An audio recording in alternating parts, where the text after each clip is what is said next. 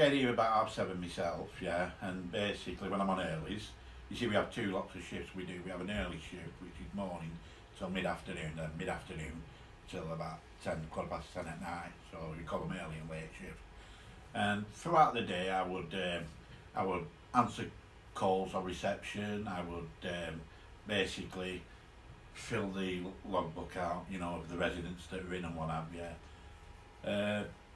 And then basically as the day progressed, the residents would come in and they'd want to make phone calls, you know, to the job centre, to family, friends, you know. We don't really allow friends, but we allow family, you know, family calls, you know, especially if they've not been in touch with a member of the family for a very long time, and it's about connecting them families back together. That's one of the main focuses as well, is family and that connection. So like you could be doing things like phoning, like I say, the doctors, the dentists. I believe, yeah, you're forever calling the job centre, universal credit or what have you. Then doing one-to-ones as well with the lads, like if there's no key worker about, then I can at least help them, you know, because I've had that training myself, so I know what's what and what have you. And it's that, it's like I said before, it's that fact that when you've had that experience, you know, you tend to find these lads can open up to you more than they would to say someone who well, for want of a better word, a professional, you know, where it's, oh, well, this guy's been here, he's done that, he's done all that, he don't know all that, you know, this our guy, yeah. Yeah, sometimes you have to differentiate though to try and say, like, I'm not your friend, I'm here to support you. But if I see you outside, yeah, if I don't say hello, that's not anything personal, you know, it's just to protect them as well. I'm Steve, chef support worker. I deal with all the donations, with all the cooking, the hygiene, teaching the guys basic cooking skills, hygiene skills, how to look after themselves, how to shop. A lot of the guys here, some of the guys have never had fresh vegetables in their life.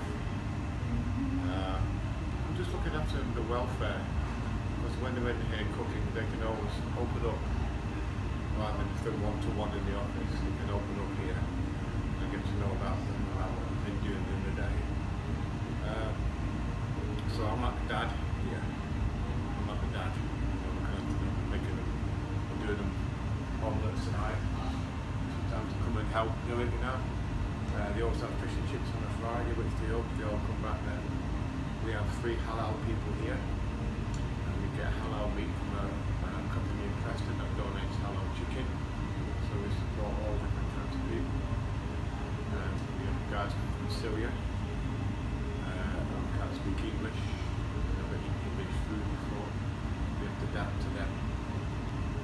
Here now, cooking for these guys. And we get £1.20 a day to feed them per person. So do you cook fresh food every day? Every day. Every day? If you look around here, we're doing fresh omelettes today, eggs, and we do fresh chips, and we try and teach them good cooking and housekeeping skills really. And they do appreciate it. 1 or 2 guys here have never had fresh veg in their life. There's one boy who lived here, from the age of 3, only had chicken nuggets. And he had no taste skills at all. So a lot of the people that come here are bad backgrounds, not all bad backgrounds, some quite good. You know, we have men, anyone can become homeless. They don't pay my mortgage in 3 months, I become homeless. We don't pay your rent within 3 months to become homeless. It's not the poor that can become homeless in this day and age. Anybody can become homeless. So basically, yeah,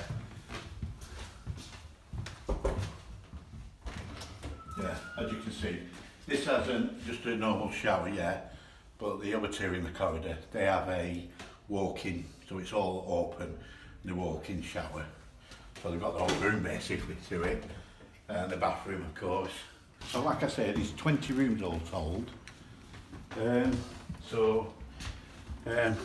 Just double check, always got to double check there's nobody in, even though the room's empty.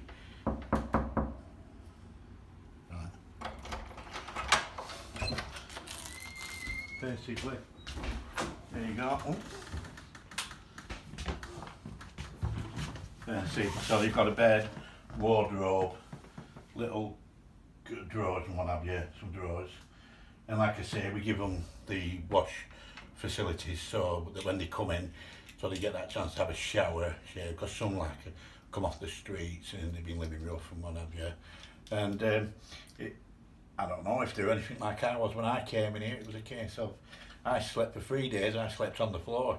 I just wasn't used to the bed. You know, it took 3 days to get used to a bed. So one day I was out and I was drinking, and at the end of the day I come to the realisation that that drink didn't give me that buzz anymore, because when you're in addiction, yeah, it's that buzz that you're feeding that addiction all the time. And at the end of it all, I found I was sober. I used to drink a lot, and then I found myself homeless again and again and again. Family breakdown, got divorced, back on the streets, nowhere to go.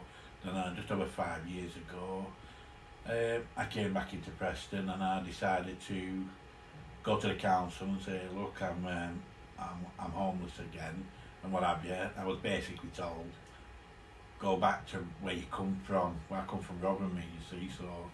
But luckily I had a family relation here, living here, so I was able to say that I have a family connection here, and I was able to stay. And so I filled out, basically you go to the housing and you fill out a homeless application, and you want to find somewhere, and they have places like Fox Street Community and other areas, some of which are gone now.